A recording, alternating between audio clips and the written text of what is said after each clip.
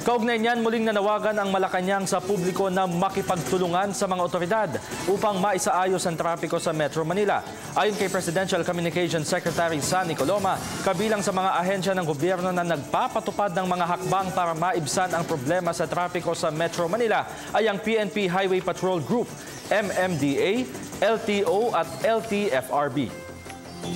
Tagal ko lang na maikling panawagan sa mamamayan hinggil sa pangailangan ng ibayong kooperasyon sa pagpapanatili ng kaayusan ng daloy ng trapiko sa ating Kalakang Maynila, lalong-lalo na sa EDSA. Papasok na tayo sa ikalawang linggo patupad ng iba't ibang hakbang para maibsan yung traffic congestion dyan at mapabilis yung daloy ng trapiko. Sana po ay makiisa tayo sa mga traffic enforcers ng HPG, MMDA, LTO at LTFRB sa kanilang pagpapatupad ng batas trapiko.